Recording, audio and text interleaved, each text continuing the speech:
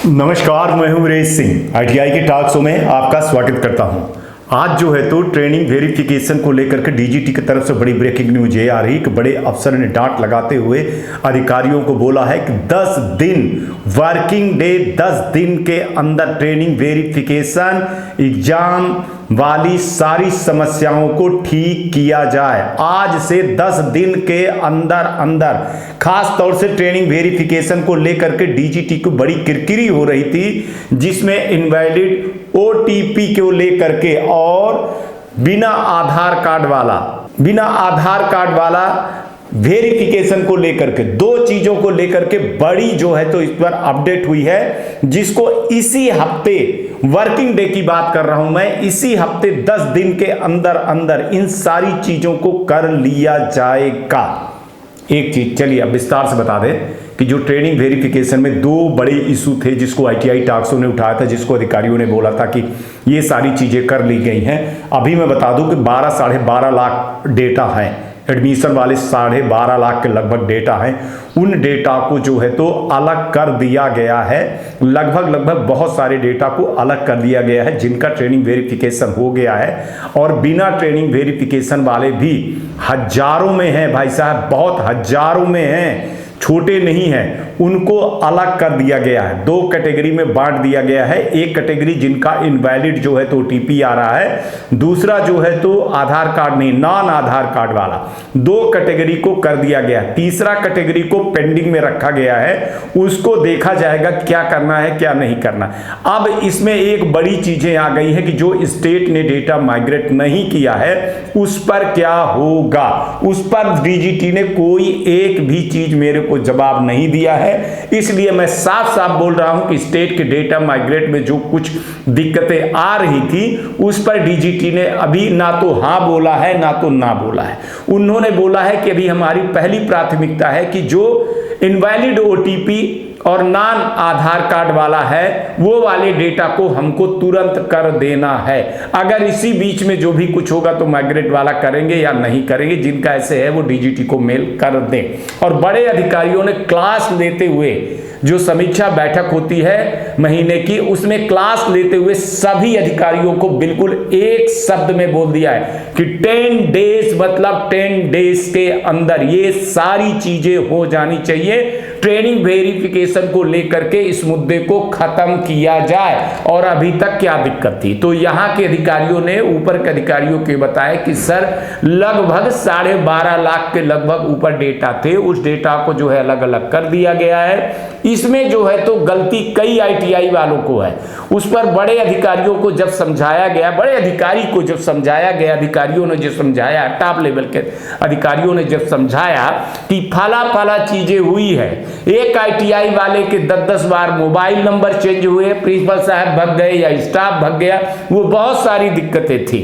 मैंने समय समय पर दिशा निर्देश, वीडियो और पीडीएफ मैनुअल जैसी चीजें जारी किया, लेकिन तब भी आईटीआई वाले जो है तो अपने पुराने डर्रे पे ही चल रहे हैं। सर उनको ये लगता है कि अभी नहीं तो कल नहीं तो परसों डेट बढ़ती चली जाएगी, हमको कहीं ना कहीं पर ब्रेक लगाना था तो हम ब्रेक अब धीरे धीरे लगाएंगे।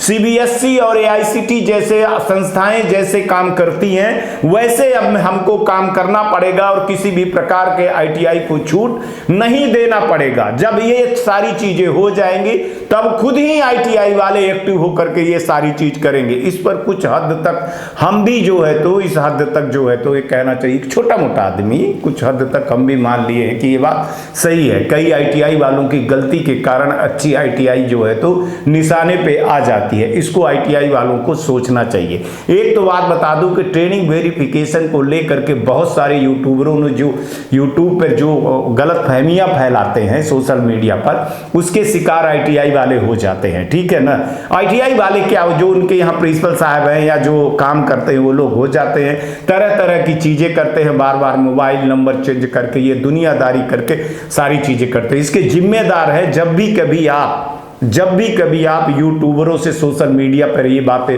चलती हैं और देखोगे और उसी हिसाब से करोगे तो होगा। अब आप करोगे ना तो अब आप पाओगे, है ना। अब आपका पूरी की पूरी वही पोर्टल ही लॉक हो जाएगा। तो करते रहिएगा, प्रोफाइल भी स्टूडेंट का और उनको तो करते रहिएगा। भैया डीजीटी बोल रही है कि मैं मैनुअल जारी करता हूं, मैं सारी चीजें बताता हूं कि आप फला से फला चीज करिए, थोड़ा सा वेट कर लीजिए, हर चीज आती है। फिर आईटीआई टाक्सो वाले भी बताते हैं कि भैया ऐसे से ऐसी चीजें हैं, कर लीजिए, तो कर लेना चाहिए आपको।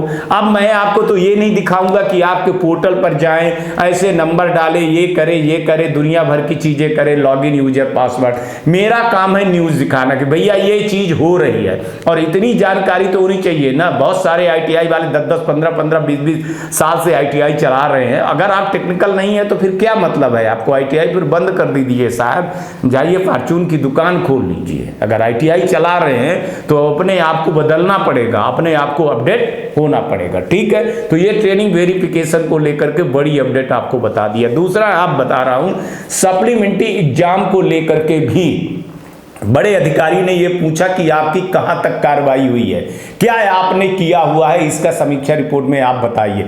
अधिकारियों ने, अब मैं इसमें बताऊंगा, अधिकारियों ने थोड़ा सा अपनी जो है ना गलतियों को छुपा लिए, ठीक है।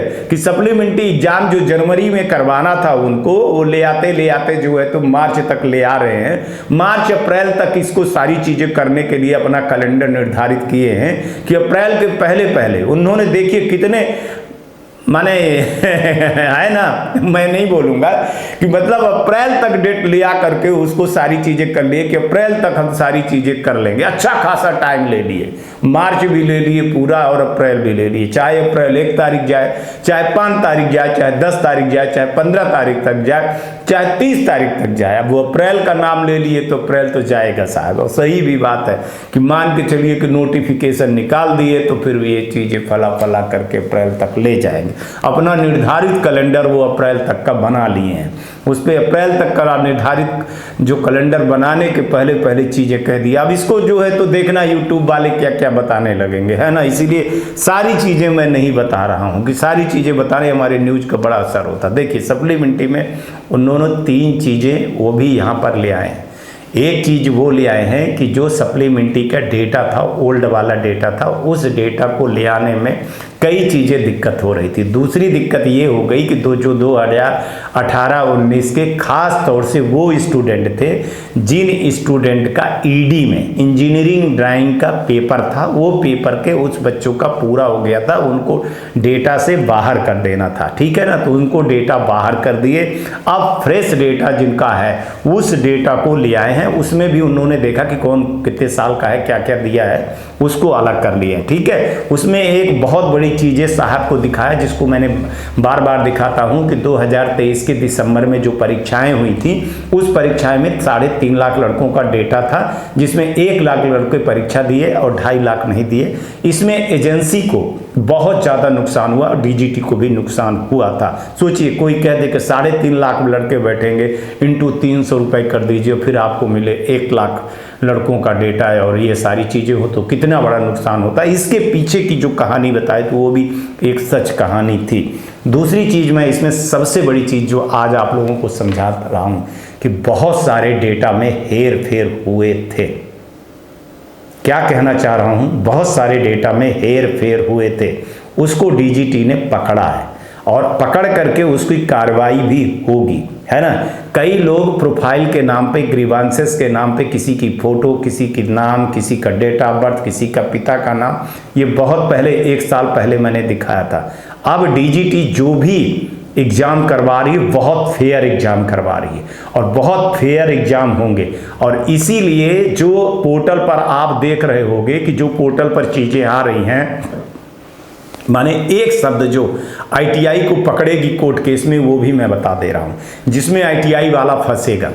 आईटीआई वाले को एक बटन दिया गया है जिसका नाम है एलिजिबिलिटी, है ना।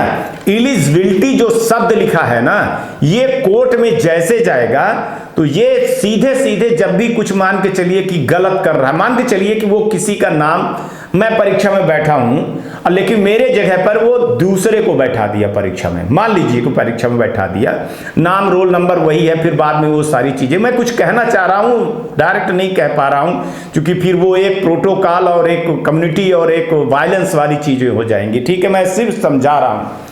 तो जब भी कभी ऐसी चीजें पाई जाएंगी तो जो पहला एलिजिबिलिटी करता है वो आईटीआई वाला करता है, क्रिएटर करता है, अप्रूवल वाला करता है, दो आदमी जो आप करते हो जी, ठीक है ना।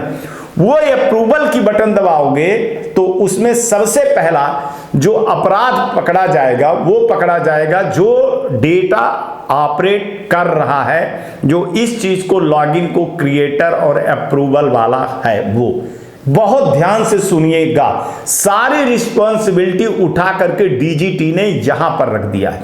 फिर उसका जैसे आपने कर दिया गलत, कुछ भी गलत कर दिया, मान लीजिए कि एक और चीज बता दूं कि यहां पर आपने एससीबीटी पर अलाउ किया, एनसीबीटी पे अलाउ नहीं किया है, किसकी रिस्पॉन्सिबिलिटी है? वो आईटीआई वाले की रिस्पॉन्सिबिलिटी है। अगर केस होगा कंज्यूमर फोरम पे होता है या हाई कोर्ट में होता है या कहीं पे केस होता है, तो अब वो आईटीआई वाला जो है तो खिंच करके आएगा। अब कार्रवाई वहां पर होगी क्योंकि स्टूडेंट जग गया है। तो आप लोगों को पहली जो चीजें दिया है ना डीजीटी ने, अपने तरफ से डेटा को बहुत वेरीफाई करके दिया है सप्लीमेंट्री को लेकर के।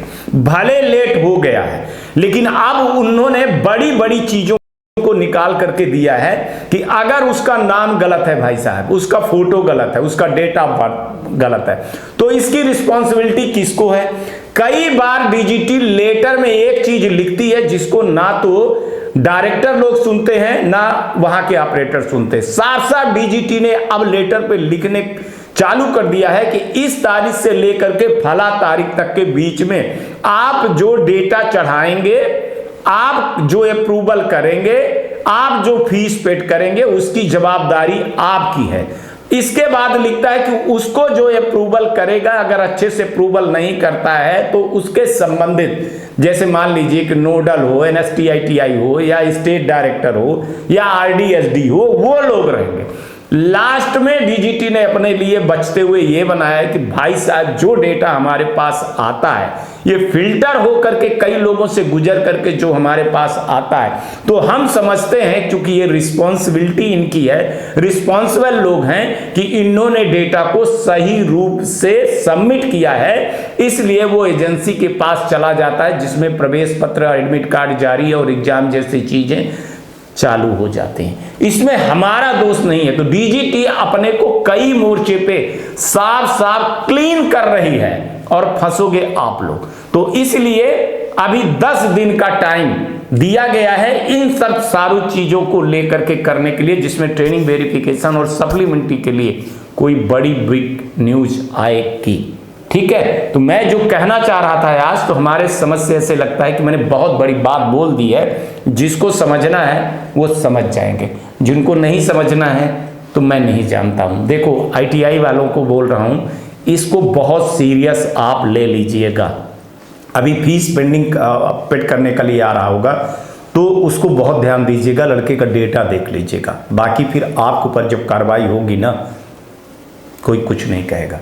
और एक तो पुराने ढर्रे पर जाना बंद कर दीजिए कि अब इसका चांस मिलेगा, इसका चांस मिलेगा। हो गया है, ये सप्लीमेंट्री का परीक्षा का रिजल्ट आ जाने दीजिए, आप देखेंगे कि वीरेश सिंह ने क्या बोला है। और आप जानते हो कि जो मैं भविष्यवाणी कर देता हूँ वो 1 महीने 2 महीने पहले बता देता हूँ, बाकी लोग जब नोटिफिकेशन आती है तब बताते हैं। यही आईटीआई टॉक शो है जो सबसे तेज, सबसे विश्वसनीय और पहले बताता है। इसीलिए आईटीआई टॉक शो के चैनल को सब्सक्राइब किए रहिए, शेयर किए रहिए, तो आप अपडेट रहेंगे, है ना। कोई बकवास नहीं, इधर उधर की बात नहीं, सिर्फ मुद्दे की बात करता है कौन? ITI talk show. आज तक के लिए इतना ही, कल आएंगे तो फिर किसी नए मुद्दे पर बात करेंगे। तब तक आप लोग अपना ध्यान रखिए, आसपास सफाई रखिए, बड़े बुजुर्गों का सम्मान जरूर करिएगा, पानी की बचत करिएगा। आप गर्मी आ गई है, ठीक है, गाड़ी धीरे चलाइएगा, हेलमेट लगाइएगा, कार चलाते हैं ना तो सीट बेल्ट करिएगा, और 3 पौधे लगाइएगा ना, अपने पिता के नाम, अपने माँ के नाम और अपने बहन के नाम। और खुश रहिएगा साहब, जैसा है ना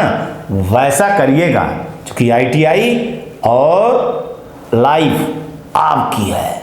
मस्त रहिएगा। नमस्कार, जय हिंद, जय भारत।